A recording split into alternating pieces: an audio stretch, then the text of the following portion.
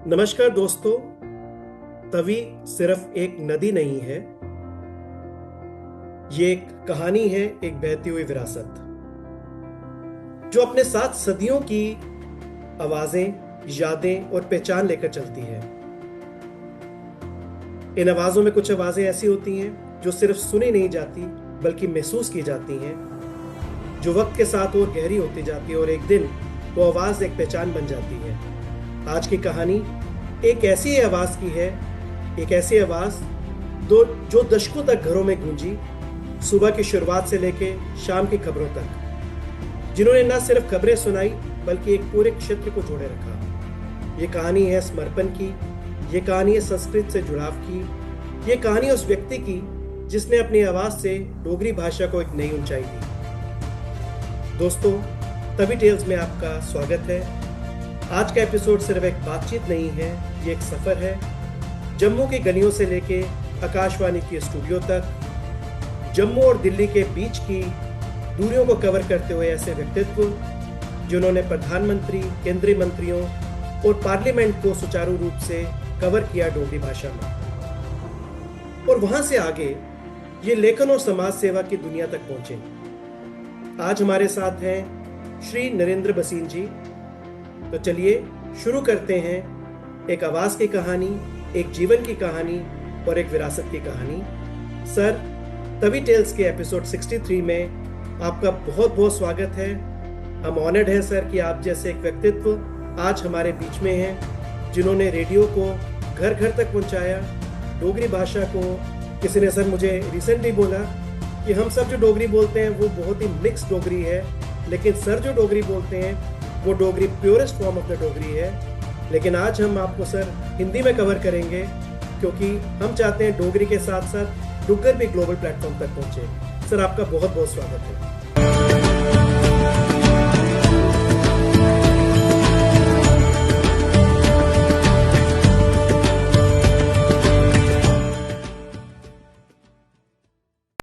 बहुत बहुत धन्यवाद डॉक्टर विकास पाधा जी और अजय खजूरिया जी और तवी टेल्स स्टूडियोज का, जिन्होंने मुझे आज ये अवसर दिया कि मैं आपसे रूबरू हो सकूं। वर्षों तक आकाशवाणी दिल्ली और आकाशवाणी जम्मू से डोगरी समाचार प्रसारण में मैं कार्यरत रहा और आज राष्ट्रीय भाषा हिंदी में आपसे बातचीत कर रहा हूं। आशा है कि अगर कोई ऊंच नीच हो जाए तो मुझे क्षमा करना, क्योंकि मैं डोगरी में इतना रच गया हूं कि हिंदी बोलते बोलते भी डोगरी शुरू कर देता हूं। तो मैं ये कह रहा था कि बहुत सुंदर नाम रखा है आपने, तभी टेल्स। तभी और टेल्स, तभी की गाथाएं, चाहे लोक गाथाएं हों या लोकगीत हों, तभी के साथ डुग्गर की सभ्यता जुड़ी है। वो सभ्यता जिसने कई उतार चढ़ाव देखे, कई राजाओं का उत्थान देखा, राजगद्दियों के निर्माण का कार्य देखा और पतन भी देखा, और आज भी तभी निरंतर अपनी रवानी के साथ बहती चली जा रही है। शायद बहुत लोग जानते होंगे और कईयों को शायद ये पता नहीं होगा कि तवी नदी का उद्गम स्थान कौन है, कौन सा है। तवी नदी भदरवा के पहाड़ों के ऊपर कपलाश कुंड से निकली, मध्यम, धीमी और तीव्र गति से बहती हुई, कभी पहाड़ों से, कभी मैदानों से गुजरती हुई, चनैनी के रास्ते होते हुए हमारे नगरोटा तक पहुंची और फिर जम्मू शहर में प्रवेश किया। ये शहर की जीवनदायिनी नदी है, जो आज तक शहर के लोगों की पिपासा, तृषा ही नहीं मिटा रही, बल्कि उनको एक नया जीवन दे रही है। इससे जुड़ी मैं आपको एक लोक गाथा सुनाता हूं। क्योंकि हमारा जो ये प्रदेश है डुग्गर, इस पर नाग राजाओं का आधिपत्य रहा, उनका राज रहा। तो कहते हैं कि यहाँ के राजा वासुकी नाग थे और उनके कई बेटे होंगे, लेकिन तीन बेटों की बात इस तवी नदी के साथ जुड़ी है। बड़े बेटे काई, बीच वाले बाबा पैड़ और उनसे छोटे बाबा सुरगल। अब ये नागवंश से हैं और उनके पिता वासुकी नाग ये घोषणा करते हैं कि मेरे तीनों बेटों में से जो भी इस सूखे प्रदेश डुग्गर को सींचता हुआ दरिया लाएगा, नदी लाएगा जम्मू में, मैं उसको जम्मू का राज दूंगा, जम्मू का राजा बनाऊंगा। तीनों भाई, मैं तो कहता हूं अभियंता होंगे, वो निकल पड़े। जैसे भागीरथ गंगा को लाए तो कैसे लाए, पहाड़ों के बीच से रास्ता बनाते हुए लाए होंगे। इसी तरह ये तीनों भाई निकल पड़े पहाड़ों की ओर, जहां जल की धाराएं बहती हैं। तो जो कई थे बड़े भाई, वो चंद्रभागा चिन्हाब को लेकर आए। बीच वाले भाई बाबा भैड़ ये लेके आए तभी को, और छोटे सुरगल वसंतर को। अब मजे की बात यह है कि तीनों चल रहे हैं, मुझे लगता है कि निर्माण चल रहा होगा। बाबा भैड़ जो है वो सबसे पहले तभी को प्रवेश करवा दिया नगरोटे से जम्मू में। वो अभी अखनूर तक ही पहुंचे थे चंद्रभागा को लेके, बाबा काई। और छोटे जो थे सुरगल, वो बसंतर को लेके सांबा के आसपास का इलाका जो है वहां थे। इस तरह से भैल जो है जम्मू के राजा बने, और उनके साथ ही ये तभी जुड़ी हुई है। आज भी नगरोटा के पास उनका स्थान है बाबा भैल का। और जम्मू के हर वंश के लोग, बिना किसी जाति और मजहब मिल्लत के, जिनमें दूसरे मजहब के लोग भी शामिल हैं, पंजाब दिल्ली तक तो दूर दूर से लोग आते हैं अपने बच्चों के मुंडन करने, शादी के बाद वहां पर हाजिरी देने के लिए, और बड़ी धूमधाम से उत्सवों को मनाते हैं। तो ये मैं कह रहा हूं कि तभी जीवन दायनी है, और उसके साथ बाबा भैड़ का जुड़ाव है, वो इसमें चार चांद लगाता है। अब आप पूछिए, मैं आगे चलता हूं। सर बहुत ही अच्छे तरीके से आपने वर्णन किया सर। और शायद हमारे तवी टेल्स को डॉक्टर विकास इससे अच्छा शुरुआत नहीं मिल सकती। सर आपसे पूर्व सीमा सहगल मैम ने एक बार, हम्म। उन्होंने तवी की आरती से शुरू किया। आपने भी आज हम्म। बाबा भैड़ की जो एक कथा है, कारक है जिसको हम डोगरी में कहते हैं, उससे हाँ। आपने शुरू किया। हम बहुत भाग्यशाली हैं डॉक्टर विकास की ऐसे व्यक्तित्व हमारे पास आते हैं जो अपने आशीर्वाद से और अपने इतने ज्ञान के भरपूर जो जम्मू की स्टोरी टेलिंग है उसके थ्रू इस चैनल की शुरुआत करते हैं। Sorry doctor Vikas, over to you. 63वें एपिसोड का मुझे नहीं लगता इससे बढ़िया शुरुआत हो सकती है। और आज हमारा प्लेटफॉर्म तवी टेल्स फिर से सुशोभित हुआ है और गौरवान्वित हुआ है एक ऐसी शख्सियत से जिनका आपने अभी हमें इंट्रोडक्शन दिया, नरेंद्र भसीन सर का। सर तुंदा डोगरी ची मैं स्वागत करना चाहगा। तुंदा जम्मू दे ते डोगरियां दे अपने प्लेटफॉर्म तवी टेल्स ऊपर निगा निगा स्वागत है। ते आज अस तुंदी गलबात करगे, लेकिन हम वो बातचीत हिंदी में करेंगे क्योंकि हम चाहते हैं कि जम्मू से बाहर और भारत से बाहर भी लोग आपको जाने, आपकी अचीवमेंट्स को जाने। यही तवी टेल्स का जो है वो एक एम है कि हमारे जम्मू, डुग्गर और डोगरा लोग जो हमारे जेम्स हैं, जो हमारे जी।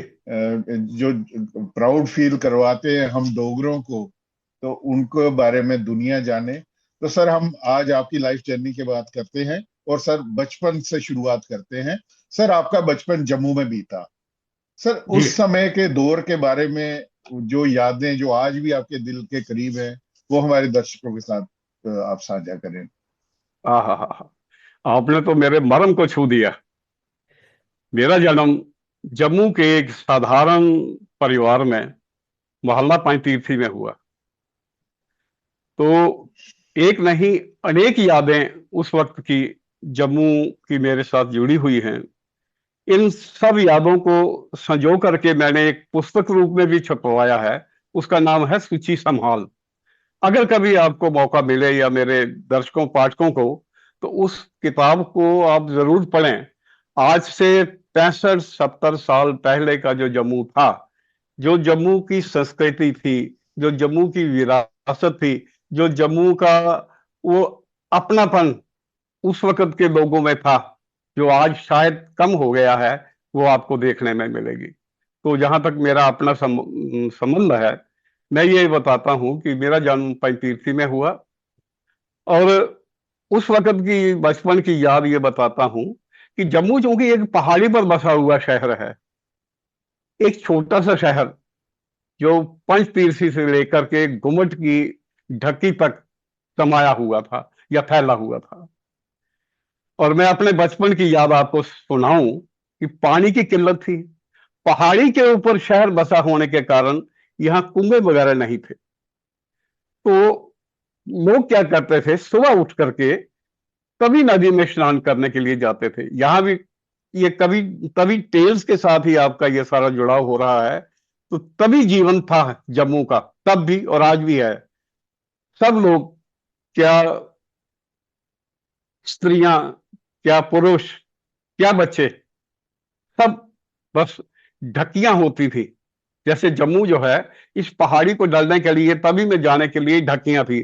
जैसे धौंसली की ढक्की, पांचतीर्थी की ढक्की, पक्की ढक्की, फिर जवाके मल्ले के नीचे चले जाओ तो वहां भी एक ढक्की थी।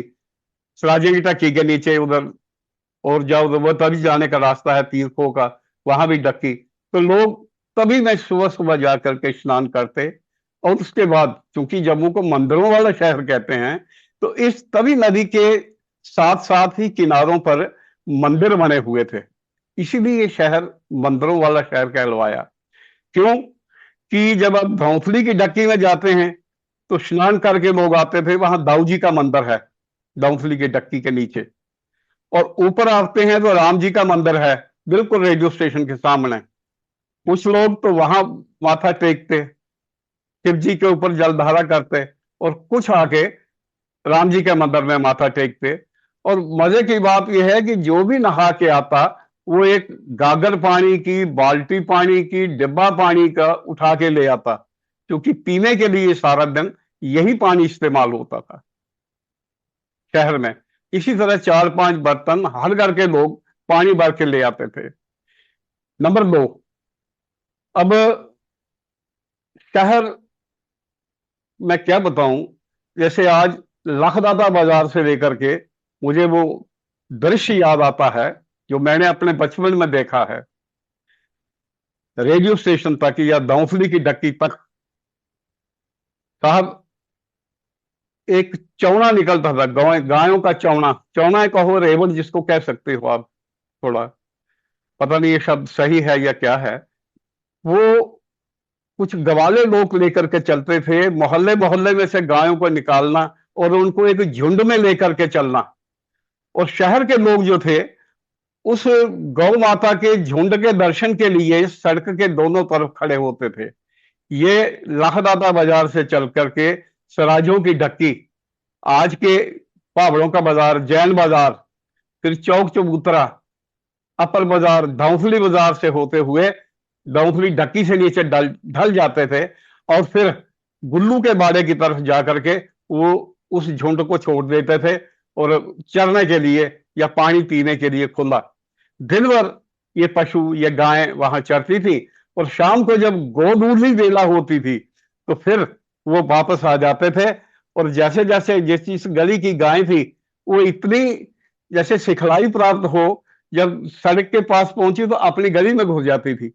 तो ये ग्वाले थोड़ा सा आगे करके झुंड के साथ आगे निकल जाते थे। और शहर के लोग, आस्था के बंधे हुए इतने प्यारे लोग कि किसी ने हाथ में कुछ सीधा लिया हुआ, किसी ने फल लिए हुए, किसी ने हाथ जोड़े हुए, तो वो उन ग्वालों को दे रहे हैं, गौ माता का पूजन कर रहे हैं। तो ये सीन आज आपको जम्मू में देखने को नहीं मिलता, क्योंकि गाय शहर में ही नहीं रही, शहर में डेयरी ही नहीं रही। तो घर घर में गाय कहाँ होती। कोई मोहल्ला ऐसा नहीं होता था कि हर तीसरे घर में गाय जरूर होती थी। हर गरीब आदमी का भरण पोषण हो जाता था। घर में दूध मट्ठा ना भी हो तो लस्सी पड़ोस से मिल जाती थी, कड़ी बना के लोग खाना खा लेते थे। वो जम्मू था मेरा जो मैंने देखा है। अब बहुत ही सुंदर जी। अब आप अपने ढंग से देखना मैं क्या कह रहा हूं। डूने पत्थर ये जम्मू की विशेषता थी। बलूंगढ़ और ये दूसरे पलाश जिसको बोलते हैं, इसके पत्ते, इनके डूने पत्थर हर हलवाई की दुकान पर, हर छोले कुलचे की दुकान पर, और हर काम जो है वो डूने पत्थर से चलता था। दही खल्लियों में दिखता था, खाने में पत्तल का इस्तेमाल होता था, जो ताम तूनी होती है डोगरों की, उसमें इस्तेमाल होता था। राजे महाराजों का जमाना था तो वो भी उन्होंने खास दोसारिये बना रखे थे। जम्मू में दो मोहल्ले खास ऐसे थे, सलातियों के चौकान, दोसारियों का मोहल्ला था जो डूने पत्थर बनाता था। और दूसरा जो है, ये अफगानों की गली में जब आप एंटर करते हो, प्रवेश करते हो, तो दाएं हाथ में वहां 7-8 घर पक्के दोसारियों के थे। आप ऑर्डर पर भी बनवा सकते थे, खल्ली डूना ये वो नहीं मिलते। और जम्मू मेरा इतना घना जंगल वाला शहर था, सब कट गए।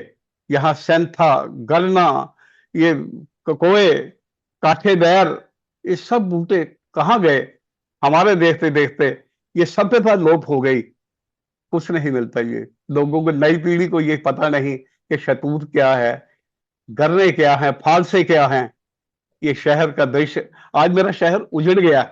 आज कंक्रीट का शहर बन गया, जंगल बन गया, लेकिन कंक्रीट का वो ताजी हवा आज कहाँ देखने को मिलती है। आज थोड़ी बहुत मांडे में जो बची है, ये जीवन दायिनी हवा लोग लेकर के, प्राण वायु लेकर के जीवन आगे बढ़ा रहे हैं। बस यही बात है। ये मेरा जम्मू था बचपन का। बहुत ही बढ़िया सर। और आपने जैसे वृक्षों के बारे में बात की, ओपी विद्यार्थी सर ने अभी हमारे साथ जो आज पॉडकास्ट किया, शतूत जी पे हाँ। सर हमारी काफी बात हुई, गन्ने आज पे हमारी काफी बात हुई। तो मैंने उनको बस ये रिक्वेस्ट की, सर आप फोटो डालते हो, अब वो फोटो में दिखता है लेकिन असलियत में कहाँ से वो चीजें मिलेंगी वो पता नहीं चलता।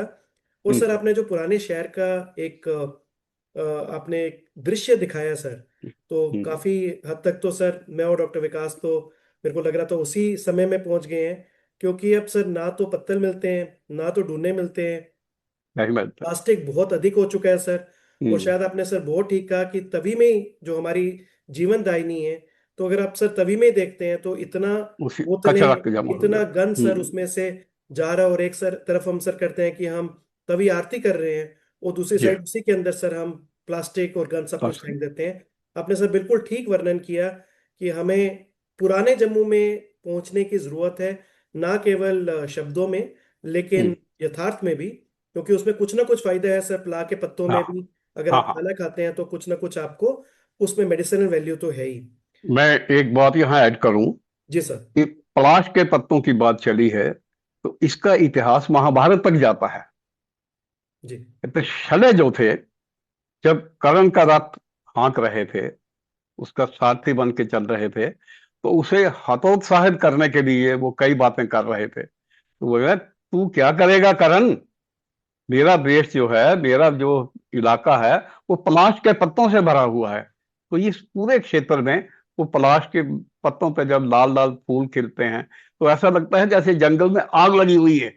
जी जी। सब संधूरी, सब संधूरी। और नीचे गिरे हुए जो फूल होते हैं, वो ऐसे लगता है जैसे किसी ने चादर बिछा दी है, कालीन बिछा दी है लाल रंग का।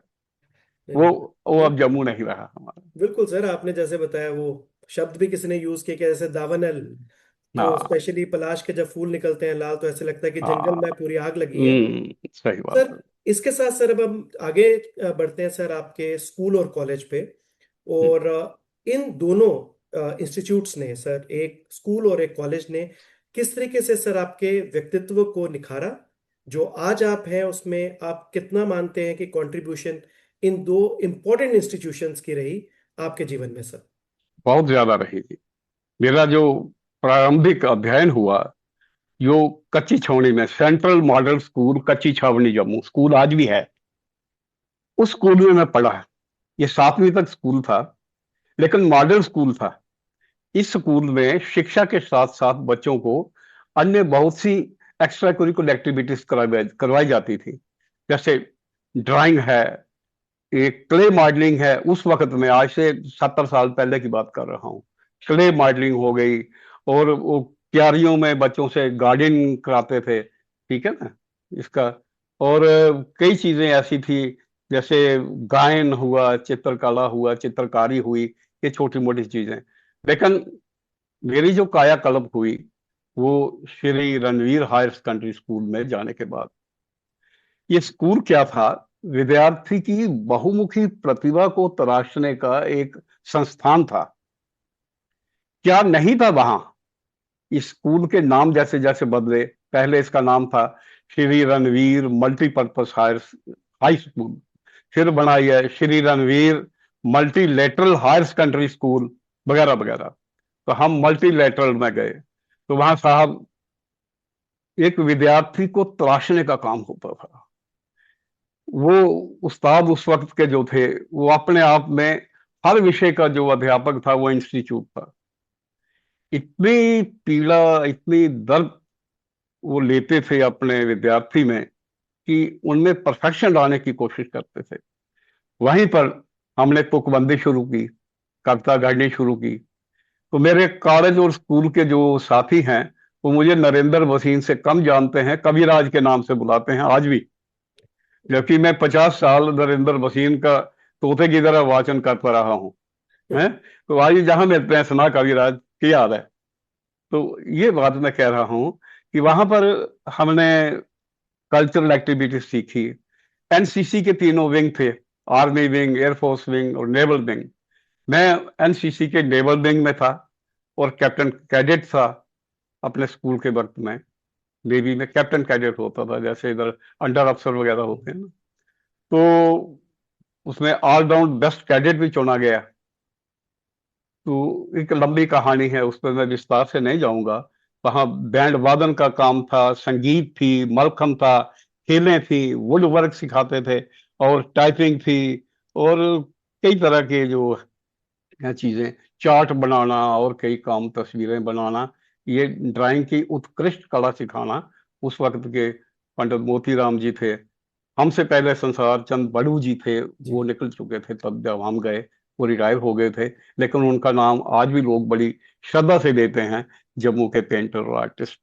और इस तरह से जब मैं साइंस कॉलेज में आया तो वहां पर डिबेटिंग में और कल्चरल एक्टिविटीज में भाग लेना शुरू कर दिया। तो डिबेटिंग में मैंने आपसे पहले भी जिक्र किया कि मैं कॉलेज की डिबेटिंग जो सोसाइटी थी उसका सेक्रेटरी बना, और पहली बार हमने राज्य के लिए ऑल इंडिया ट्रॉफी जीत के लाई। बहुत बढ़िया। उस दिन अगले दिन कॉलेज में छुट्टी हो गई, खुशी मनाई गई, सारा ऐसा। तो सांस्कृतिक प्रोग्रामों में हमारे प्रोफेसर आर के छिब्बर होते थे, बड़े सम्मान के साथ मैं उन गुरुजनों का नाम ले रहा हूं। क्या इंटरेस्ट लेते थे वो अपने स्टूडेंट्स में, जिसमें जो कला दिखती थी उसी में उसको परफेक्शन लाने की कोशिश करते थे। उन्होंने एक हजूम ला के खड़ा कर दिया जम्मू के अच्छे कलाकारों का कि मेरे स्टूडेंट्स को सिखाओ। Doctor SM. इकबाल साहब प्रिंसिपल थे, वो भी एक बहुत बड़ी हस्ती थे। इतना इंटरेस्ट लेते थे, इतनी दिलचस्पी दिखाते थे बच्चों के उत्थान में, स्टूडेंट्स के फलाह बहबूद में, कि उसका कोई सानी नहीं है। तो वहां से हमने बहुत कुछ सीखा। ऑल इंडिया डिबेट्स में जाते रहे, कल्चरल प्रोग्राम किए, और ये कल्चरल प्रोग्राम के उसी की बदौलत मैं जम्मू में श्री सनातन धर्म नाटक समाज से जुड़ा। वहां मुख्य भूमिकाओं में लक्ष्मण की भूमिका और कई तरह की जो भूमिकाएं होती हैं रामलीला में, ये मुख्य गिनी जाती हैं, वो निभाया। फिर उसके साथ साथ हम जब डोगरी की मूवमेंट के साथ जुड़े तो फ्रेंड्स क्लब उस वक्त जम्मू में डोगरी के नाटक किया करती थी, और क्लब्स थी जो हिंदी में नाटक करती थी, उर्दू में करती थी, कभी मिल जाए तो डोगरी का। ये फ्रेंड्स क्लब मानयोग नरसिंह देव जम्वाल जी इसके अध्यक्ष थे। हमारे गुरु श्री लक्ष्मीनाथ शास्त्री उसके डायरेक्टर थे, और बहुत से लोगों की टीम थी। और हम उस वक्त किशोरावस्था में थे और किले उसके साथ जुड़े, और उनमें जो मुख्य नाटक थे उनमें नायक की भूमिका निभाई, मुख्य किरदार निभाए। नरेंद्र खजूरिया का टौंडिया कंधा नाटक था, राजा मंडलीक नाटक खेला हमने, उसमें मेरी मुख्य भूमिका थी। 18वां दिन ये नरसिंह देव जम्वाल जी का लिखा था, 1965 की लड़ाई के ऊपर आधारित था, उसमें जो मुख्य नायक की भूमिका है वो मैंने की। तो इस तरह से नाटकों के साथ जुड़े, तो ये कारवां जो है आगे बढ़ता गया। तो उसी के बदौलत कह लो कि मैं डोगरी का ये अन्न खाने कमाने के लिए रेडियो के साथ जुड़ा, साथ साथ रेडियो में प्रोग्राम मिलने लगे। युवानी उस वक्त होती थी, उस प्रोग्राम में यूथ प्रोग्राम देने लगे। फिर वक्त आ गया कि जो हम बुला के कहा कि आप न्यूज शुरू हो गई है। शायद 6 दिसंबर को 1971 को न्यूज शुरू हो गई थी, भारत पाक युद्ध के शुरू होते ही। तो मुझे भी बुलाया, तो मैंने जैसे आपको बताया कि उन्होंने कहा बाहर रह के तैयारी करो। और उनका कथन सत्य हुआ कि उस एक बड़े क्या कहते हैं मुकाबले में से मुझे उन्होंने सेलेक्ट किया। मेरे पीछे कोई फैमिली बैकग्राउंड ऐसी नहीं थी। मेरे पिताजी एक जल्दसाज थे, रेडियो स्टेशन के पास ही 35 की दुकान थी। तो ये कहूँ कि मैं कोई लिटरेरी फैमिली से आया था, या मैं बड़ा कोई जान पहचान का नहीं था, लेकिन डोगरी के नाम पर मेरे गुरुजनों ने जो मुझे वरदान दिया, उसकी बदौलत मैं वहां सेलेक्ट हुआ और 50 साल तक डोगरी की सेवा की। बहुत बढ़िया सर, बहुत बढ़िया। और सर जैसे आज हम 63rd एपिसोड में हैं, कम से कम 30 से 32 एपिसोड ऐसे होंगे सर जिसमें जीजीएम साइंस कॉलेज से पढ़े हुए किसी न किसी वर्ष में जो हमारे इस्टीम्ड गेस्ट हैं वो आए हैं। हम्म। इवन तो सर मैं भी जीजीएम साइंस कॉलेज से ही 95 में वाह। मैंने सर वहाँ से ग्रेजुएशन की और उसके बाद अच्छा। एमबीए करने चला गया। तो बहुत अच्छा लगता है सर जब जीजीएम साइंस ठीक कॉलेज है। का नाम बार बार आता है। और मेरे लिए तो सर वैसे भी प्राइड है, बिकॉज मेरे ग्रैंडफादर भी जीजीएम साइंस कॉलेज से पढ़े हुए थे, उन्होंने अच्छा। भी वहीं से ग्रेजुएशन की थी। और मेरे फादर कॉमर्स कॉलेज में। तो हमारे लिए तो एक पूरा पारिवारिक है साइंस कॉलेज और कॉमर्स कॉलेज क्या मेरे। नाम था आपके ग्रैंडफादर साहब का? सर पंडित सोमनाथ रोहित जी। अच्छा अच्छा अच्छा। जी जी जी जी जी। अच्छा म्यूनिसिपल में वो थे प्रेसिडेंट म्यूनिसिपैलिटी सर। अच्छा अच्छा। जी जी जी जी। डॉक्टर विकास। नरेंद्र सर, आपसे अभी तक के वार्तालाप में एक बात बिल्कुल स्पष्ट है कि जम्मू शहर से आपका रिश्ता बहुत ही गहरा रहा है। सर, आज आप जब पीछे मुड़कर देखते हैं तो जम्मू को कैसे याद करते हैं? ऐसा है जी,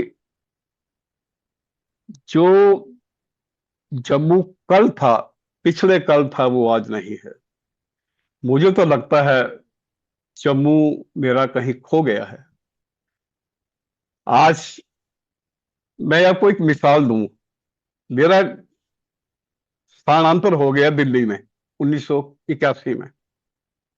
तो वहां से मैं आया, हमारे बेटे के मुंडन थे, तो कार्ड छपवाने के लिए मैं पक्का डंगा में, एक चड्ढा साहब का प्रेस था वहां, वहां गया छुपाने के लिए। वो हमारे पिताजी को भी जानते थे। और जब मैं गया, मैंने कहा जी, ये ताया जी ये कार्ड छापना है। तो उन्हें, बेटा कुत्थे होंगे हो आजकल? मैं जी दिल्ली। आखने दिल्ली क्यों चला गया तू? कह जी इं नौकरी लगी थी, उत्थे चली गए। तो कहते एक ऐसा है, मैं जब 47 में डिस्प्लेस होके आया पाकिस्तान से, तो मेरे सारे रिश्तेदार दिल्ली पंजाब में चले गए, मैं जम्मू में आया। आज भी उनके वंशजों की दुकान है पकड़ंगा में स्टेशनरी की। तो वो कहने लगे एक तेरे को मैं किस्सा सुनाता हूं, मैं क्यों नहीं गया। सबने जोर लगाया आजा। कहता उन दिनों वहां आज भी गिरधारी चाय वाले की दुकान है, उसके ऊपर नीचे 2 दुकानें हैं, एक चड्ढा साहब की, एक गिरधारी लाल जी की, और ऊपर छत पे एक मकान है चौबारे में, वहां वो रहते थे। कहते मेरी बेटी का देहांत हो गया, 4-5 साल की बेटी थी, उसका देहांत हो गया। तो जब लोगों को पता लगा तो अगले दिन सारा पकड़ डांगा बंद हो गया। जब तक शाम तक लोग उसे वो दफन उफन करके वापस नहीं आए, तो मुझ 2-3-6 महीने के रेफ्यूजी के लिए सारा बाजार बंद हो गया। और एक दिन मैं गया वहां दिल्ली में, किसी रिश्तेदार की मातमदारी हुई थी, तो मैंने अपने करीबी रिश्तेदार से पूछा क्या तुम वहां हो आए? नहीं, मैंने टेलीफोन पर अफसोस जाहिर कर दिया था, कभी वक्त मिलेगा तो हो आएंगे। ये फर्क था जम्मू का, तब के जम्मू का और उस वक्त की दिल्ली का। आज मुझे लग रहा है कि ये जम्मू भी उस दिल्ली की तरह हो रहा है। आज मोबाइल पर अफसोस कर देंगे, मैसेज डाल देंगे, लेकिन शामिल नहीं होते। उस वक्त किसी की मातमदारी होती थी, अगर पंचतीर्थी से कोई अर्थी चलती थी, तो लोग दुकानें बंद कर देते थे जैन बाजार में, कम से कम जब तक वो निकल ना जाए। अगर जान पहचान होए तो तौलिया मुंडे पर डाल के चल पड़ते थे साथ में। ये वो जम्मू था, वो खो गया। 20 साल मैंने दिल्ली से में गुजारने के बाद जब यहाँ आके देखा तो वो चीज नहीं मिली। वो जो लोग थे जिनको हम पैरी पौना करते थे, जिनको रोज के गले मिलते थे, उनसे राम साथ होने लगी, दूर से नमस्ते होने लगी। जो रोज एक दूसरे के घर आते जाते थे, वो कभी कभार फोन पे बात हो जाती है, कभी मिल गए तो अच्छा यार मिले नहीं, आप क्या बात है। तो ये फर्क आ गया उस जम्मू में और आज के जम्मू में। बहुत ही बढ़िया सर। और आप बिल्कुल ठीक कह रहे हैं सर। अब जम्मू उस समय का दिल्ली बन गया और दिल्ली उससे भी आगे निकल गया है। आगे निकल गया, अब हाँ। तो शायद दिल्ली में कोई मोबाइल पे भी किसी से बात नहीं हाँ, करता होगा, नहीं साथ के करता, घरों नहीं में नहीं करता। पता। लेकिन बिल्कुल, सर शुक्रिया है कि जम्मू अभी भी थोड़ा सिमटा हुआ है, छोटा शहर है। तो अभी भी लोग एक दूसरे से एटलीस्ट थोड़ा बहुत मिलते हैं, अभी उस बिल्कुल, स्तर तक बिल्कुल, नहीं हाँ जी। नहीं हम्म। पहुंचा। सर अब हम आपके आते हैं आकाशवाणी के सफर पे सर। ठीक है। ठीक है जी। आकाशवाणी सर, आपने बहुत लंबा समय वहां पे व्यतीत किया सर, बहुत अच्छे से आपने as a professional journey with full of passion आपने वहां पे किया। सर इसकी शुरुआत कैसे हुई और इसमें विभिन्न पड़ाव क्या थे सर आपके पूरे आकाशवाणी के टेन्योर के सर? ऐसा है, मैंने आकाशवाणी 1972 में ज्वाइन की as a first batch of regular news reader translator. और उस वक्त का न्यूज रीडर और आज के न्यूज रीडर का मैं बाद में आता हूँ बात, क्या मिट्टी पलीद हो गई है। तो किसको कहें, क्या है ना, क्या हंसी आती है मुझे हजरत इंसान पर, खेदबद तो खुद करे लानत करे शैतान पर। जी। क्या हो गया, मैं एक न्यूज रीडर की पहले आपको बताऊं, क्योंकि मैंने दिल्ली में काम किया जिन लोगों के साथ, यहाँ बाद में आता हूँ। उस वक्त के देवकीनंदन पांडे जी, अशोक वाजपेयी जी, रामानुज प्रसाद सिंह जी, है, और ये दिग्गज लोग थे। और जो न्यूज रूम था दिल्ली का, ऑल इंडिया रेडियो का, उसमें तो साहब एक मिनी भारत बसता है। कम से कम यहाँ पर 100 150 एडिटर हैं, 50 60 70 से ज्यादा यहाँ कारस्पॉन्डेंट बैठते हैं रिपोर्टिंग रूम में। और अलग अलग भाषाओं की यूनिटें थी जिनमें डोगरी भी शामिल हो गई। सब थी ऐसी जो संविधान की 8वीं सूची में थी। लेकिन सरदार वल्लभ भाई पटेल, उन्होंने डोगरी भाषा के महत्व को पहचानते हुए, क्योंकि मजबूरी ये थी कि एक राज्य की एक ही भाषा को मान्यता मिलती थी, तो वो कश्मीरी को मिल गई, जम्मू रह गया। लेकिन डोगरी को उन्होंने उसकी जो है महत्व को समझ करके डोगरी का बुलेटिन उसमें शामिल रखा दिल्ली में, उस 18 20 बुलेटिन में। तो मिनी भारत था, वो सब बुलेटिन असमी, तमिल, तेलुगु, पंजाबी, कश्मीरी थी, नॉर्थ ईस्ट की भाषाएं थी, इवन सिंधी थी, संस्कृत थी, और उनमें हमारी डोगरी भी थी, है। तो बात आ रहा हूं कि मैं 1972 में जम्मू में मैंने ज्वाइन किया। तो प्रातः स्मरणीय ठाकुर पूंछी साहब अब इस दुनिया में नहीं हैं, वो हमारे पहले संस्थापक एडिटर थे। वो सिर्फ एडिटर ही नहीं थे, एक इंस्टीट्यूट थे। कैसे, वो उर्दू के एक बहुत बड़े राइटर थे उस जमाने के। आपने जैसे कृष्ण चंद्र जी का नाम सुना होगा, राजेंद्र सिंह बेदी का नाम सुना होगा। उस पाए के जो हैं ख्वाजा अहमद अब्बास, उस पाए के लोग थे जिनकी किताबें भारत में कम, वो वर सगीर में ज्यादा दिखती थी उस वक्त के पाकिस्तान में या आज के बांग्लादेश में या वगैरह वगैरह। तो उनसे हमें सीखने को मिला। वो ऑल इंडिया रेडियो में बतौर न्यूज रीडर भी काम कर चुके थे, फिर न्यूज एडिटर भी काम किया उन्होंने। और भारत पाक युद्ध के समय उन्हें यहाँ इंडिपेंडेंट यूनिट खोलने के लिए भेजा गया। उन्होंने अकेले दम पर कुछ दिन तक बुलेटिन तैयार भी किया और बुलेटिन पढ़ा भी। एक्सलेंट न्यूज रीडर थे। और भाषा के उच्चारण पर उनका जो क्या कहते हैं कि आधिपत्य था, अधिकार था, उसका जवाब नहीं। डिक्टेशन इतना तेज देते थे, जब हम लोग थे, हम सखेतु थे तब। तो जब मैं लिखने लगा, बैठ डिक्टेशन लो, तो डिक्टेशन लिखने लगा, हम छोटा छोटा लिखते थे जैसे, तो क्या लव लेटर लिख रहा है।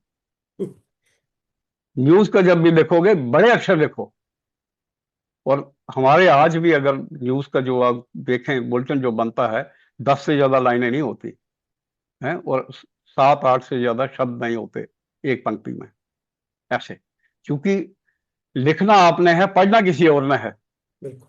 कटवर्ड नहीं होनी चाहिए कोई ऐसी, ताकि अगर कुछ शब्द हो जाए तो उसे काट के आप ऊपर करेक्शन कर सकें, उसकी स्पेस रखी जाती थी। ये बेसिक चीजें थी जो एक उस्ताद ही सिखा सकता है, अफसर नहीं। कहने को अफसर थे, लेकिन सही मायने में वो गुरु थे, उस्ताद थे। हमने उनसे सीखा।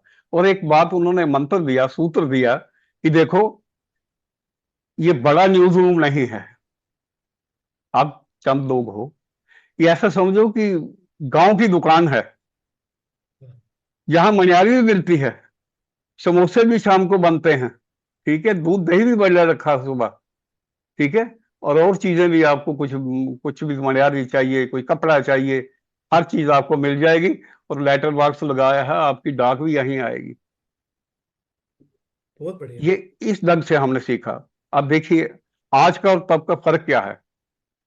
हमारा कार्य सिर्फ इतना था, अगर समय ज्यादा हो रहा हो तो मुझे इशारा कर देना, मैं नहीं कर नहीं सर, दूंगा। Please please. अब वाइंड अप कर दूंगा। अच्छा, वो ऐसा था कि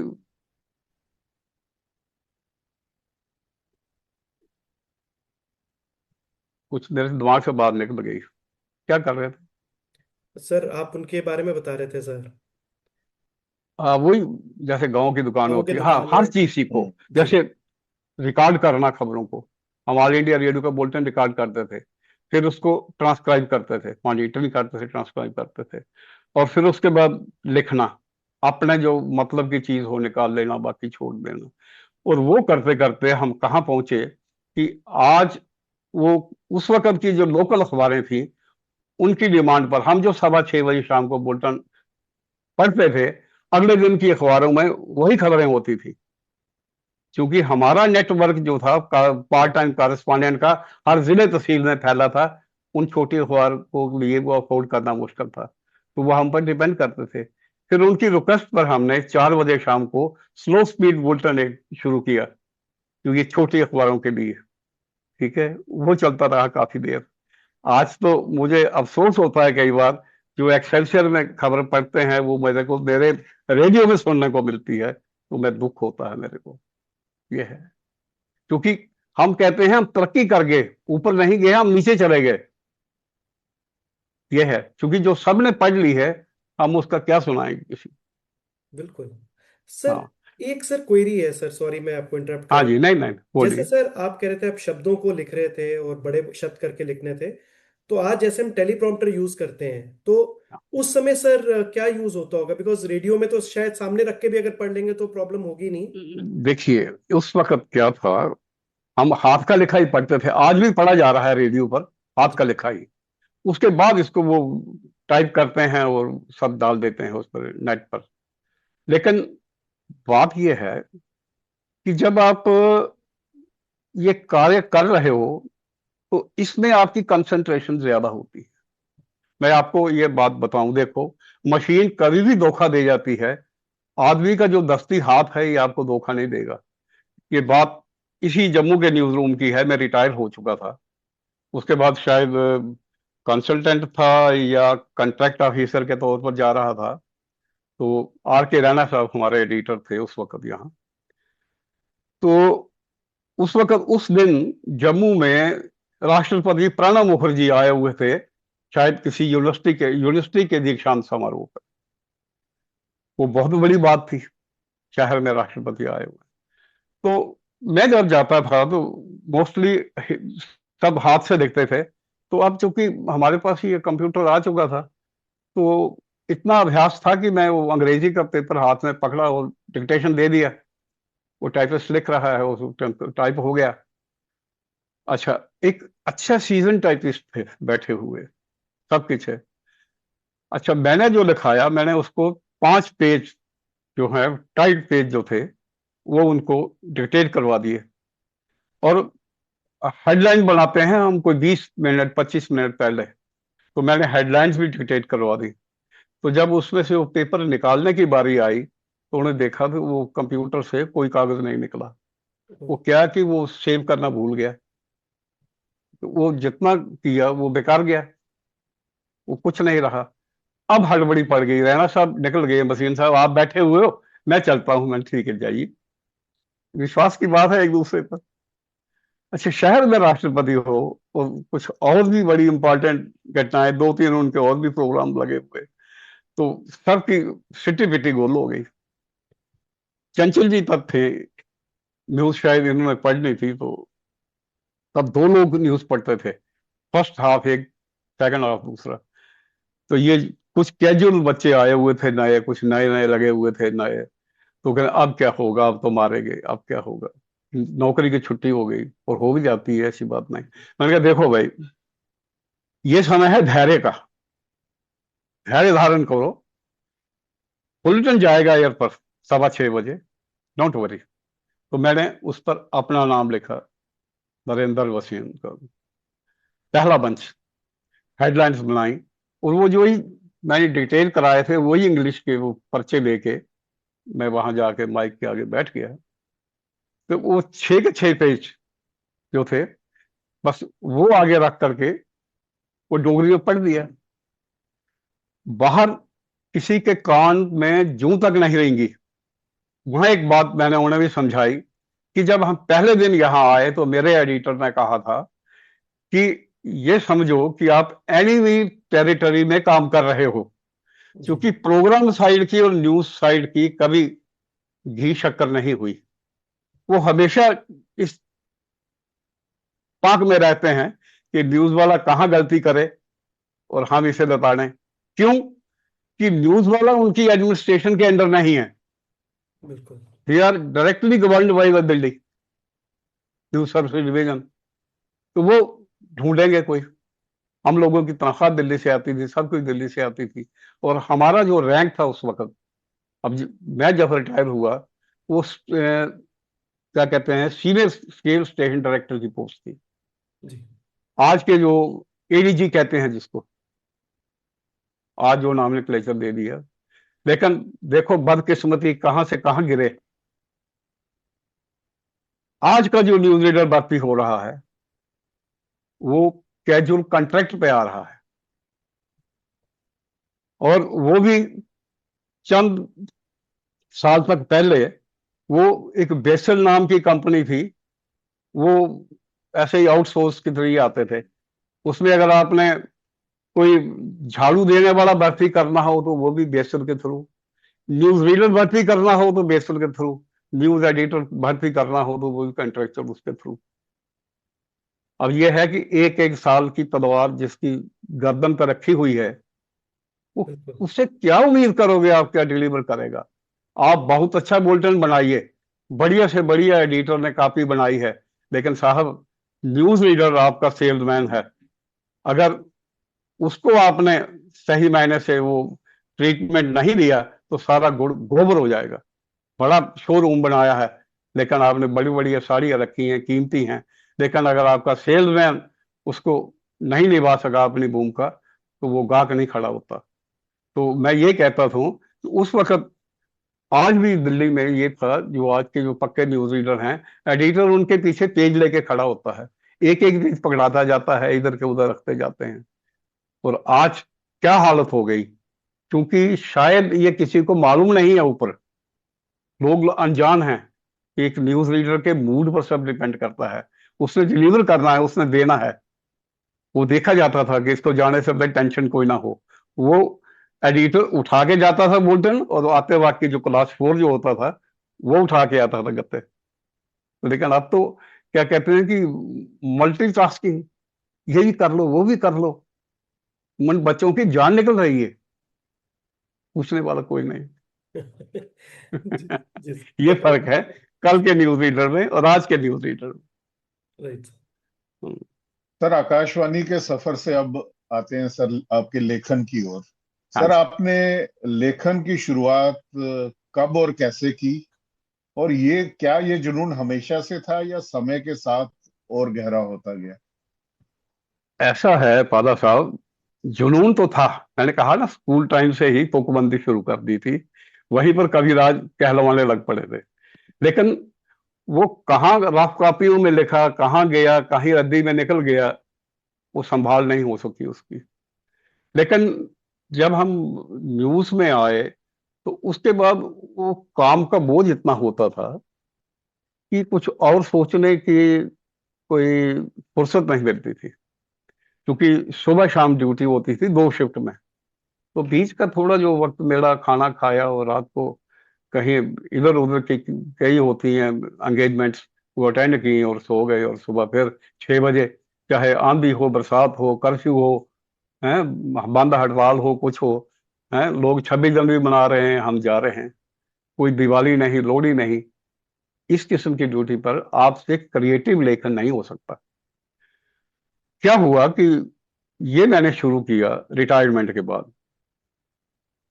मेरी नौकरी जो थी वह, मैं सेवानिवृत्त हो गया, और मेरी श्रीमती चंचल वसीन अभी सेवा में थी। तो वो उस वक्त तक गाड़ी चलाना नहीं जानती थी। तो जब सुबह शाम हमें गाड़ी छोड़ जाती थी और सुबह ले जाती थी, बीच में हमें खुद आना जाना पड़ता था। तो ये 6:15 6:30 खबरें खत्म हो गई, गाड़ी देते थे 7:30 बजे। तो मैंने कहा मैं भी घर में अकेला बैठा हूँ, मैंने गाड़ी के आगे उन्हें छोड़ देना रेडियो स्टेशन, और फिर मैं चल पड़ा तभी की तरफ, नई सड़क का जो पासा है ना, पक्की टक्की की तरफ व्यू पॉइंट बने हैं, कभी इधर कभी पीरखो के पास जाके बैठ जाना। तो वो बचपन सारा यहाँ बीता था। तो वो तभी के सौंदर्य को देखो, प्रकृति की छटा को निहारो, ऐसे चलता रहा। कई बार वहाँ उदासीन गुफा है साथ में, जी। वहां चले जाना, वहां कुछ साधु संत होते थे, उनसे प्रवचन वगैरह कुछ सुनो, कुछ मान। लेकिन कुछ धीरे धीरे कुछ लगा कि नहीं, कुछ करना चाहिए, समय का सदुपयोग। तो वो एक पत्रकार तो था ही, राइटिंग पैड और पेन तो रहता ही था पास में। तो मैंने वो गाड़ी से पैड निकाला और एक दिन रिसेंट यात्रा की थी एक जगन्नाथ धाम की, गंगा सागर की। तो मैंने अपनी वो रिपोर्टिंग की तर्ज में वो लिखना शुरू कर दिया, जगन्नाथ धाम की यात्रा। वो लिखते लिखते कई शिफ्ट में लिखा, आज इतना देखा, कल आगे चलाया, फिर चलाया, जो संस्मरण आता गया वो मैं नोट करता गया। इस तरह से एक लेख तैयार हो गया, पूरा पैड भर गया। ये 2010 की बात है। हमारे प्रदोमन सिंह जंदराइया थे, जी। वो संगीतकार भी थे, रेडियो के असिस्टेंट डायरेक्टर भी रहे हैं, और लेखक थे बड़े अच्छे। उन्हें साहित्य अकादमी पुरस्कार मिला था, और डोगरी संस्था ने उनके सम्मान के लिए आयोजन किया था सुरुईसर में। सब लोग, बसें वहां पर भर के लेखकों की गई हुई थी। तो मुझे उस वक्त तक लोग एज ए न्यूज रीडर ही जानते थे। तो वहां कुछ गायन का, चूंकि प्रदोमन सिंह जी गायक भी थे, तो उनके साथ जो सजिंदे थे अभी तैयारी कर रहे थे, तबले की थाप दे रहे थे, कुछ प्यारी कोई बंसुरी उनसुरी सीधी कर रहे हैं। तो वीना गुप्ता जी, डॉक्टर वीना गुप्ता, जो प्रसिद्ध लेखिका भी हैं और भाषाविद हैं, एचओडी रही हैं डोगरी डिपार्टमेंट की, क्योंकि उन्होंने भी आरंभिक स्टेज में हमारे साथ रेडियो में शुरू किया था न्यूज का। पहले पैनल में वो भी साथ आई थी, बाद में वो चली गई उसमें। तो मैंने कहा अगर ये मैंने एक लेख लिखा है, तब तक अगर समय हो तो मैं सुना दूं। हाँ हाँ। वो जनरल सेक्रेटरी थी संस्था की। तो वो उस समागम में मैंने वो सुनाया। तो उस वक्त के वरिष्ठ लेखक, जैसे आज के पद्मश्री अपने डॉक्टर ललित मगोत्रा जी हैं, ओम गोस्वामी जी हैं, पद्मजी सिंह जी थे, और बड़े काफी। जब मैंने सुनाया तो उन्होंने कुछ क्लास क्वेश्चन भी किए, और बाद में ये हुआ कि लेख तो बहुत सुंदर है, आप ऐसा करो, इस कार्य को आगे बढ़ाओ। थोड़ा उत्साह मिला तो मैंने और लेख लिखने शुरू किए। इस प्रकार मैंने अपने लेखों की, यात्रा लेखों की पहली पुस्तक निकाली, 4 दिशा 4 धाम, जिसमें भारत के चारों कोनों को मैंने कवर किया है, उत्तराखंड के भी चारों धाम और दूसरे भी भारत के हर कोने के। तो इसी किताब को 2015 में स्टेट की जो एकेडमी है कला संस्कृति भाषा की, उसने best book of the year award दिया था, और ये किताब काफी पसंद की गई।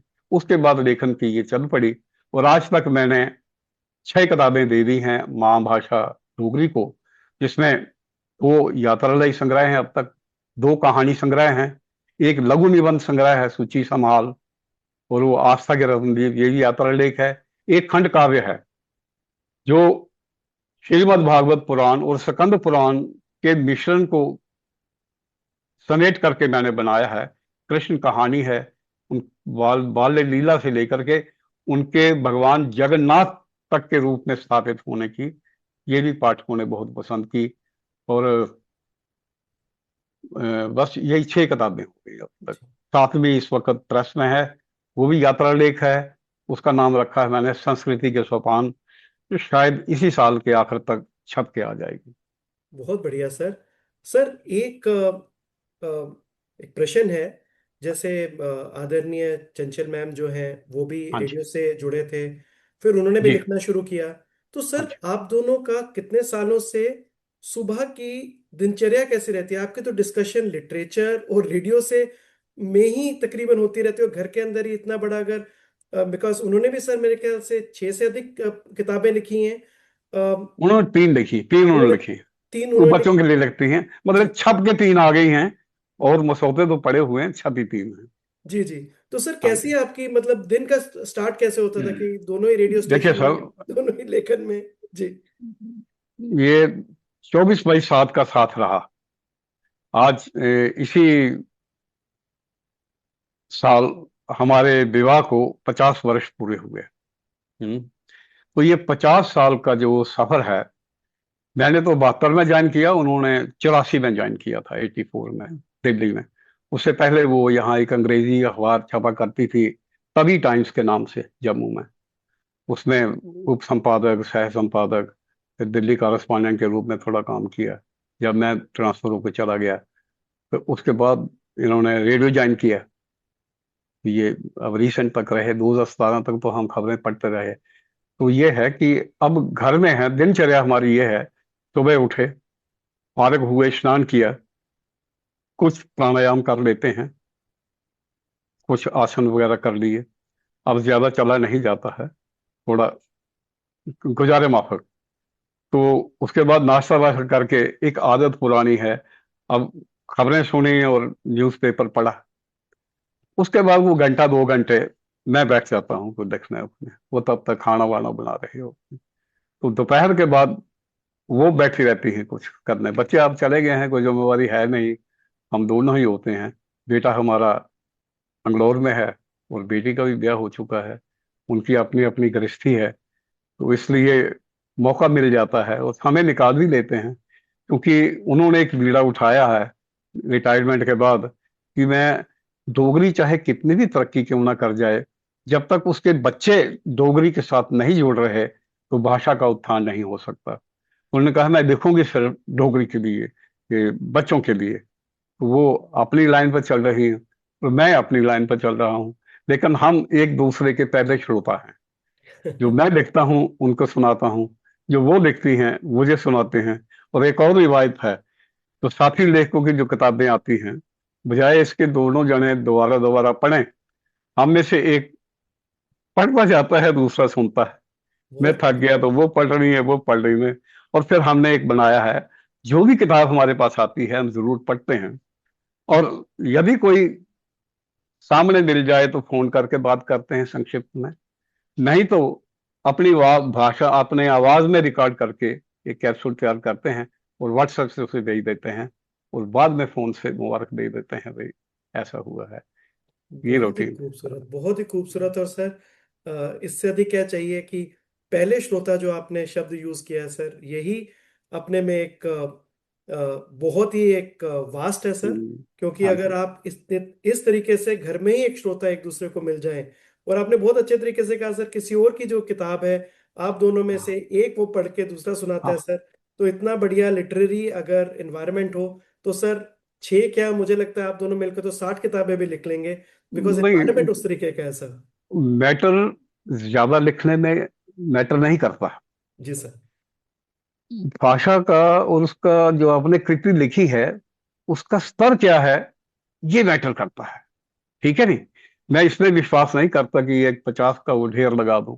मैं कहता चंद किताबें लिखूं, 6-7 हो गई, 2-3 और लिखी पड़ी हैं, कुछ और जीवन जो बचा है, अगर कुछ सार्थक लिखें। और ज्यादा जो हमने लिखा है, ये क्रिएटिव लेटर है, लिटरेचर है। ठीक। ठीक है? ये यात्रा लेख डोगरी में थे ही नहीं। कुछ एक दो लेख शिराजा में छपे थे, जी नरेंद्र खजूरिया जी का, या ओपी विद्यार्थी जी का आपने बात की, ओम विद्यार्थी जी की, कुछ और लेखक होंगे, मतलब इना गिना। लेकिन बुक की शक्ल में ये यात्रा संस्मरण नहीं छपे थे। अब ये 3 तो मेरे ये हो गए। अब मेरे दिमाग के इन सेल्स में 2 और भरे पड़े हैं। मैं यह बता रहा हूं कि लेह से लेकर के कन्याकुमारी तक, और गुजरात में, गुजरात से कच्छ लेकर के ये अपना द्वारका जी से लेकर के उड़ीसा में भुवनेश्वर और ये कोणार्क और पुरी तक, ये सारा भारत जो है, ये ईश्वर की कृपा से हमने अपने पैरों से गाया है, देखा है, सुना है, ऑब्जर्व किया है। और इन यात्रा लेखों को लिखने के लिए आपको पौराणिक जो आपका वो इतिहास है उसकी समझ होनी चाहिए। आज के लेखन पर आपकी पकड़ होनी चाहिए, आपके पास भाषा होनी चाहिए, और जिसमें आप संदर्भ कोट कर रहे हैं वो भी करेक्ट होने चाहिए। ऑब्जर्वेशन, आपने वहां क्या देखा, वहां के लोगों का पर्यटकों के साथ व्यवहार कैसा था, खान पान कैसा था, लोगों का रहन सहन कैसा था, और इन सब में जो मानवीय व्यवस्था है, वहाँ मंदिर हैं जो देखने की जगह हैं, उनके व्यवस्थापक जो हैं वो कैसा निर्वाह कर रहे हैं आने जाने वालों के साथ, ये सब अगर कहीं गलती देखी तो वो भी की, अगर कहीं उल्टा सीधा काम हमने किया तो उसका भी मैंने वर्णन किया है।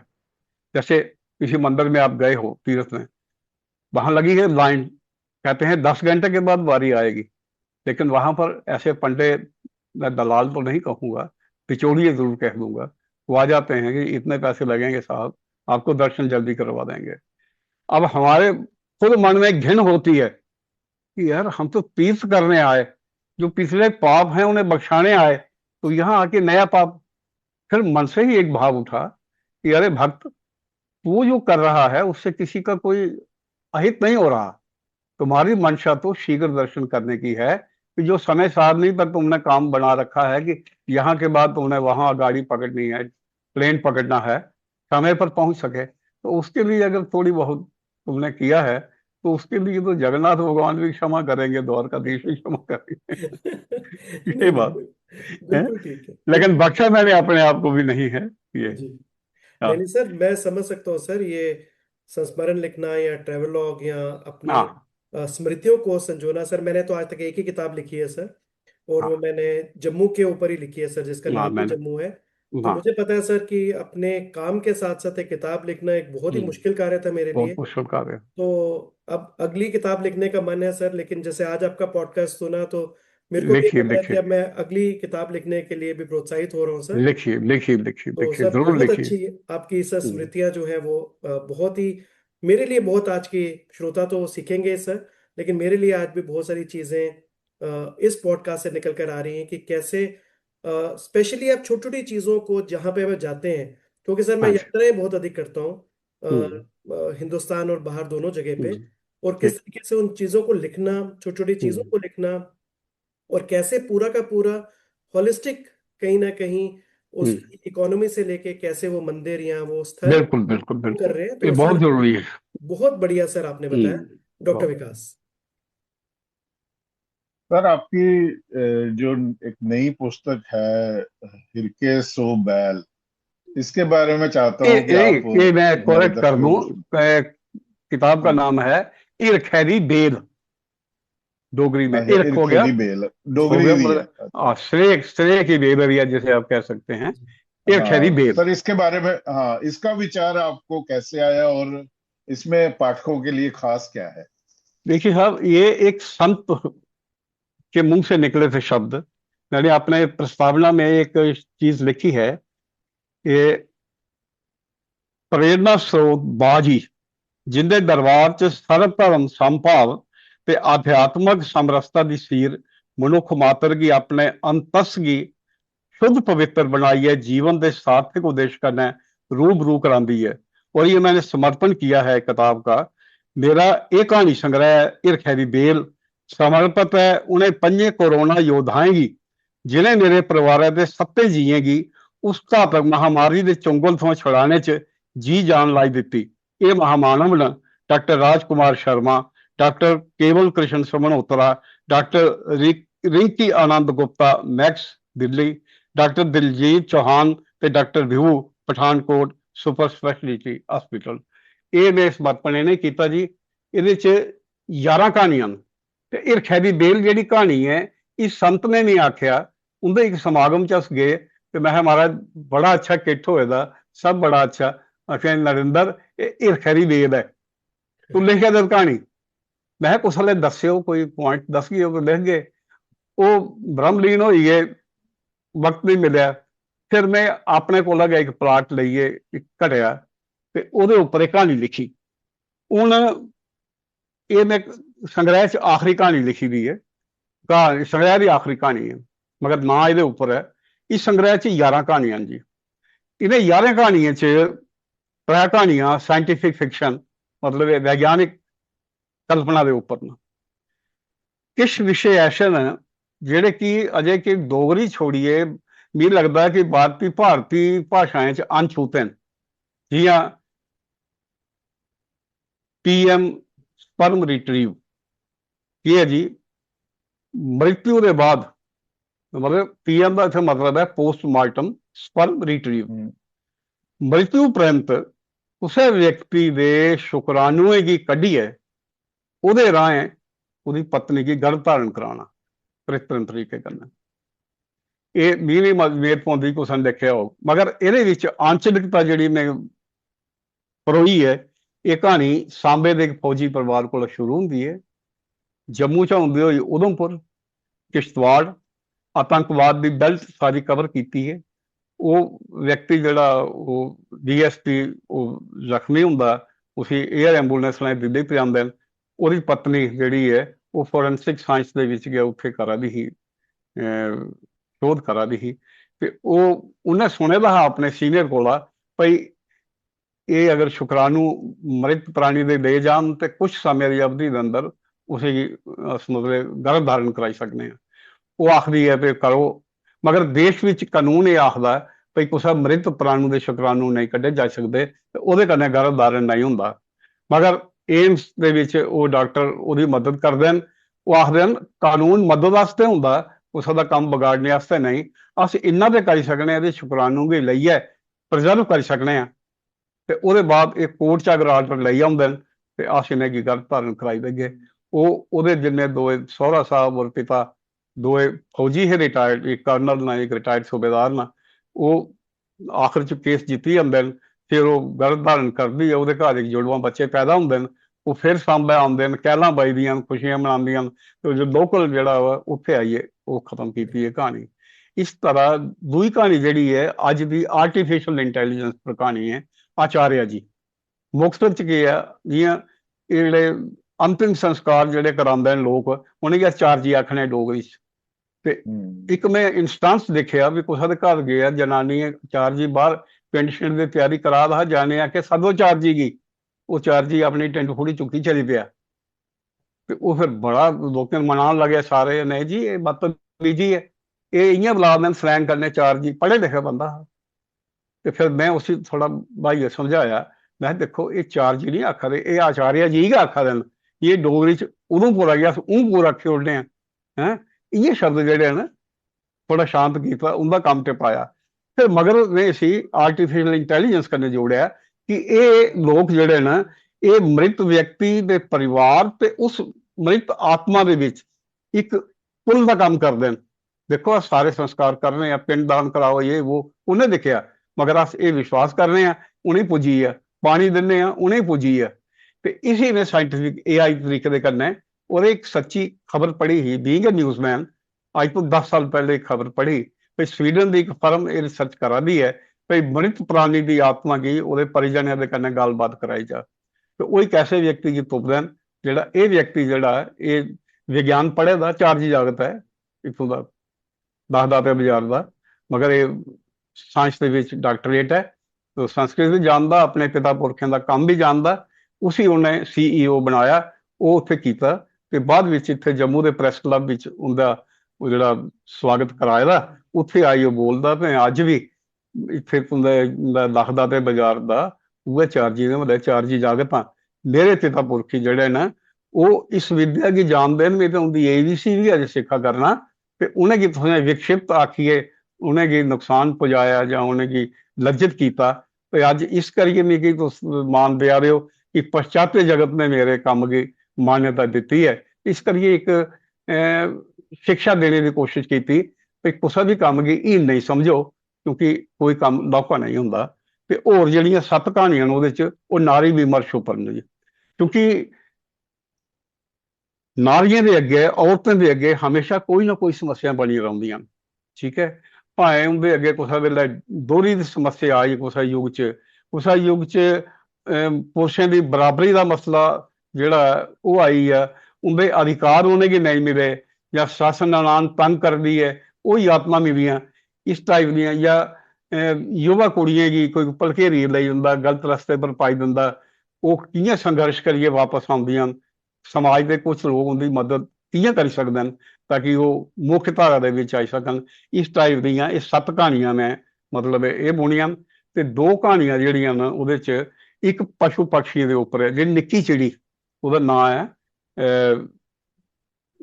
निक्की चिड़ी स्पैरो ना, ते निक्की चिड़ी गोरैया ना, वो घरें च गायब हो गई है। वो की गायब हुई, वो कि'यां रिवाइव हो सकदे न, एक प्रोफैसर का योगदान है, ते उंदे उस हिसाब कन्नै में वो कहानी गुंथी दी है। अगर कुतै पढ़ गए हो तो वो देखियो तुस, इ'यां कि 2 कहानियां विकास जियां स्टार्टअप इंडिया और फुल पेंशन, एक एक्स सर्विसमैन की कहानी है। दोए वैसे है उ'ऐ एक्स सर्विसमैन दियां। ये मतलब कोशिश की है मजमूआ 11 कहानियों का जिहड़ा पाठकी अगे पेश किया। इसी पढ़ के वो अपनी राय दिया जे। ते मैं एक गल आखा करदा हा भाई पढ़ने वास्ते है कोई भी किताब मेरे घर मुफ्त ले जाई सकदा, मगर शर्त इन्नी है कि पढ़िए अपनी राह जरूर दस्सियो है। पैसा कोई नहीं किताब का, किताब फ्री है डोगरी के प्रचार प्रसार वास्ते, मगर पढ़नी जरूर पाओ तुसें, पढ़िए प्रतिक्रिया अपनी जरूर दस्सियो। नहीं नहीं सर, बहुत बढ़िया सर। सर जो आपने सर अभी सर किताब के बारे में बताया सर, जितनी आपकी 6 किताबें और मैम की भी जो 3 किताबें हैं, क्या सर ये किसी सोशल मीडिया या किसी ई कॉमर्स वेबसाइट के ऊपर सर अवेलेबल है, जैसे अमेजोन में या कहीं पर? अगर कोई हमारा जो सुन रहे होंगे, जो ग्लोबल ऑडियंसेस भी हैं, क्या वो अगर ऑर्डर करना चाहें तो सर ऑर्डर कैसे कर सकते हैं? देखिए साहब, बात यह है, अब मेरा बेटा खुद फ्लिपकार्ट में एसोसिएट डायरेक्टर रहा। अब वो भी कहता है वो पापा कोने खरीदनी है डोगरी की किताबां है। जी बस सच्ची गल ये है, उसे मुफ्त दईए नहीं पढ़ा करते तो खरीदनी कुने है। मैं ये ऑफर करी थी, जे कुसा ने पढ़नी होएगा तो उसको प्रचार करो, तुम आखो मेरा घर है 57/3 विकास लेन तलाब दे दो जम्मू, टेलीफोन मेरा फ्लैश कर दियो भी करो, कुसा भी आओ, 6 दी 6 किताबां ले जाओ, 3 उंदियां भी ले जाओ, मगर पढ़ो जरूर, बच्चे ही पढ़ाओ, आपू पढ़ो, उसा हो गया अगे दो। कम से कम हर घर च डोगरी की 1-2 किताब जरूर रखो, ताकि ये आखी सको जो अस डोगरे हैं कि डोगरी पढ़नी नहीं आई, आखते डोगरी बड़ी मुश्किल है। मैं कहता हूँ कि डोगरी जितनी आसान भाषा है, जितनी समृद्ध भाषा है, उससे समृद्ध शायद ही हिंदी हो। जी संस्कृत की बात मैं नहीं कह सकता, लेकिन संस्कृत से भी कई शब्द मैंने देखे हैं कि हमारी डोगरी भाषा में कई शेर हैं, उसमें बहुत समृद्ध भाषा है। जी और इसको उत्थान के लिए जरूरी है कि डोगरे आगे आए। इसलिए मैंने ये जो फंक्शन हुआ, अपने दोनों पोतों को, वो वहां रह रहे हैं, कन्नड़ पढ़ रहे हैं बेंगलोर में, तो मैंने जी कहा भाई डोगरी की एक कविता आपने जरूर बोलनी है। तो उनसे बुलवाया, एक कविता मालूम की, वो भी पढ़ी उन्होंने, दादी की लिखी हुई कविता चलो नहीं जैसा कैसा भी पढ़ेंगे, लेकिन उनमें नहीं, थोड़ा सा ये तो आएगा कि डोगरी से जुड़ना है। बिल्कुल सर, बिल्कुल सर। और सर बहुत बढ़िया रहा सर। अब हम जैसे अपने पॉडकास्ट के अंतिम चरण में आ चुके हैं सर, और इसमें सर जो आपका जीवन है ये बहुत सारे लोगों के लिए, हम सब के लिए, और जो श्रोता हमें जम्मू में या बाहर देख रहे हैं उनके लिए ये बहुत बड़ी प्रेरणा है। किस तरीके से आपने कर्मठता से अपना कार्य पूर्ण किया जो आपका रेडियो स्टेशन का था। उसके बाद सर कैसे आपने लिखना शुरू किया, और लिखने की कहानी भी बहुत बढ़िया है सर। हम्म। कैसे आप भाई तीर्थ की पिछली वाली सड़क के ऊपर, जो सड़क हम्म। देखने में भी बहुत सुंदर है, वहीं से आपको प्रेरणा मिली कि मैं यहाँ तवी की का किनारा, करूंगा। तवी का किनारा। तवी का किनारा सर। और ये सारी चीजें, और सर जिस तरीके से आपने विवरण दिया जम्मू के पुराने शहर का, और वो स्पेशली सर जो गायों को लेकर हर गलियों में से हम्म, निकलना, वो सारे हम्म, चीजें सर हमने देखी नहीं है, लेकिन आपके माध्यम से आज वो सारी चीजें कहीं ना कहीं एक पिक्चर की भांति सर आंखों के सामने आने लग गई कि जम्मू कितना समृद्ध था।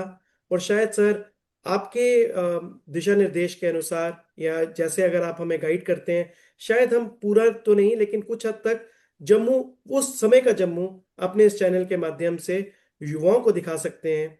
अगर वो युवा भी देखते हैं, और हमारा एक सेगमेंट भी है सर इसमें, क्योंकि बहुत बढ़िया। ये हम्म, 15 से 20 से 25 साल के कुछ युवा जो हैं, वो भी हम्म, हमारे से इस चैनल में जुड़े हैं। वो भी इसको ठीक। देखते हैं, वो भी सीखेंगे कि उनका हम्म, जम्मू कैसा था। कैसा था। तीर्थी को सर, धौंतली को, सराजियां दी हाँ, टक्की को सर वो एक हाँ, नए नजरिए से देख पाएंगे। देखेंगे। आज का वहां पर तो खाली मोमोज की रेडियां लगी होती हैं, उसके हाँ, पीछे हाँ, भी वो देख पाएंगे कि इतिहास कैसा देख था। पाएंगे क्या है, नहीं नहीं बिल्कुल। सर, बहुत शुक्रिया सर आपका, आपने इतना कीमती समय निकाला। और सर मैं डॉक्टर विकास से भी करता हूँ, एक हमने अपनी एक परंपरा छोड़ी नहीं है सर। डॉक्टर विकास उस परंपरा को निभाते हैं कि जो भी हमारे स्टीम डोगरा गेस्ट आते हैं, उनको ये विभिन्न देवी देवताओं के माध्यम से जागृत करके एक वोट ऑफ थैंक्स देते हैं। मैं डॉक्टर विकास से आग्रह करता हूँ कि प्लीज सर को बहुत धन्यवाद। Vote of thanks please present कीजिए जी। आज के इस विशेष एपिसोड में नरेंद्र भसीन जी सर, आपने ना सिर्फ अपने जीवन के अनुभव हमारे साथ साझा किए, बल्कि हमें ये भी सिखाया कि कैसे अपनी जड़ों से जुड़े रहकर भी हम समाज और संस्कृति के लिए महत्वपूर्ण योगदान, मजबूत योगदान दे सकते हैं। सर, आपकी आवाज, आपकी लेखनी और आपके विचार आने वाली पीढ़ियों के लिए प्रेरणा का स्रोत रहेंगे। और आज आप जैसे हमें टाइम मशीन के साथ जैसे पुराने जम्मू की तरफ ले गए हम्म, और पूरे तरीके से बताया कि कैसे जम्मू पहाड़ पे बसा हुआ था, और अगर यहाँ पे पक्की ढक्की है या बाकी ढक्कियां हैं वो क्यों हैं, क्योंकि वहां नहाने के लिए जाते थे लोग। तो हम्म, जम्मू का इतना सरल विवरण आज हमें सुनने को मिला, और जैसे कि हम मतलब पुराने जम्मू की एक झलक हमें मिली और हमारे थ्रू हमारे दर्शकों को भी मिलेगी। तो हम्म, सर, मैं आपका पूरी तवी टेल्स टीम की ओर से दिल से धन्यवाद करना चाहूंगा। आपने पूरा इतना अधिक समय हमारे लिए निकाला, हमारे प्लेटफॉर्म के लिए निकाला। और मैं माता वैष्णो देवी, बावे वाली माता, अपने कुल देवियों से, कुल देवताओं से ये प्रार्थना करूंगा कि आपको अच्छा स्वास्थ्य दे, अच्छा हेल्थ दें। आप जो भी अपने लाइफ में अभी अनफिनिश्ड टास्क हैं, जो आपने सोचे हुए हैं, वो आप कंप्लीट करें। और आप हमें गाइड करते रहें, अगली जनरेशन को गाइड करें। अपने कार्यों से तो आप इंस्पायर कर ही रहे हैं, हमें अपना मार्गदर्शन देते रहिए कि कैसे डोगरी को रिवाइव करना है, कैसे आपका पैशन हमें की झलक देखने को मिलेगी। जैसे आपने बताया हम्म, कि 9 किताबें आप ले जाइए और कम से कम पढ़िए और बांटिए। तो हाँ, ये दिखाता है कि अब डोगरी माँ बोली हमारी माता है, जो माँ की समान हम्म, होती है मातृभाषा, बिल्कुल, बिल्कुल। उसके लिए कितने डेडिकेटेड हैं। आपने रेडियो के माध्यम से माता हमारी डोगरी जो माँ हाँ, माँ बोली मातृभाषा है उसकी डोगरी। सेवा की। बिल्कुल। और आज भी आप तत्पर हैं सर, वो हमारी मातृभाषा को लिए डेडिकेटेड है, और ये बहुत बिल्कुल। बड़ी सीख है आपकी लाइफ से हम हम्म, जैसे लोगों के लिए। तो सर, मैं आपको फिर से धन्यवाद करना चाहूंगा अपनी पूरी तवी टेल्स टीम की ओर से, और माता से प्रार्थना करना चाहूंगा, माता वैष्णो देवी से, बावे वाली माता से, सभी देवी देवताओं से कि आपको और मैडम को, आपके परिवार को स्वस्थ रखें, और फिर इसी तरह अपने लाइफ में आगे बढ़ते रहे और हमें इंस्पायर करते रहे। जय डुग्गर, जय डोगरी, जय हिंद, जय माता दी। बहुत बहुत धन्यवाद फादर साहब आपका, और अजय जी आपका, और तभी टेल चैनल का। ये भी ऐसे ही प्रवाहित रहें जैसे तभी की निर्मल धारा अब स्वच्छ हो रही है। इसी जमाने में समझते थे कि गंगा साफ नहीं हो सकती, लेकिन आज हो गई है। और उम्मीद ये की जा रही है कि जो तभी में भी कुछ कचरा है उसको निकाल करके हम साफ करें। और इसी तरह से आपके स्वच्छ सुंदर जो प्रोग्राम हैं तभी टेल्स के, वो भी हमें सुनने में मिलते रहें। इन्हीं शब्दों के साथ मैं अपनी वाणी को विराम देता हूँ। बहुत बहुत धन्यवाद। शुक्रिया। शुक्रिया सर।